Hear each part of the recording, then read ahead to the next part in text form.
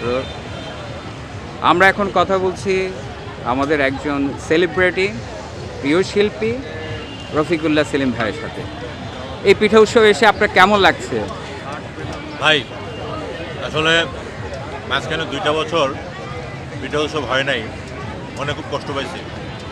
এই জায়গাটা শিল্পকলা একাডেমি হচ্ছে আমাদের প্রাণের জায়গা। এই জায়গায় প্রতি বছর একটা পিঠা উৎসব হয়। এই পিঠা উৎসব যে কদিন হয় ওই কদিন আমরা এখানে এসে খুব আনন্দ পাই, কারণ অনেক ধরনের পিঠার আয়োজন আছে। সেটা দেখে যেমন আমার বাচ্চাদেরকে নিয়ে আসছি, বাচ্চাদেরা সব ধরনের পিঠার দেখাই, তাদেরকে চিনাই। এই যে একটা পরিচিতির ব্যাপারগুলো আছে, আর আমাদের যে এখানে প্রতিদিন অনুষ্ঠান হচ্ছে, এই অনুষ্ঠান দেখলেও ভালো লাগে। সব কিছু মিলিয়ে আজকে 2 বছর পরে মনে হচ্ছে যে প্রাণটা ফিরে পেলাম। গত বছর কোনো রকমে একটু শিশু একাডেমি হয়েছিল, সেখানে গিয়েছিলাম, কিন্তু সেই জায়গায় এই মজাটা পাই নাই।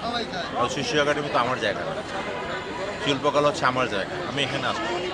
এবং আমার বিশ্বাস আমাদের যে দর্শকরা আছেন, আমাদের নাট্য প্রিয় দর্শক যারা আছেন, মঞ্চনাটক যারা দেখেন, তারাও সবাই এই জায়গাটাই পছন্দ করে পিঠা উৎসবটার জন্য।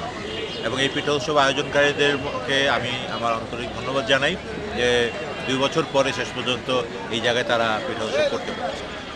আর সাধারণ যারা দর্শক আছেন এবং সবার উদ্দেশ্যে আমি বলতে চাই যে আপনারা যারা এখনও আসেননি, তারা পিঠা উৎসবে আসেন এবং এই উৎসবটা দেখে আপনারাও আনন্দ করে যান।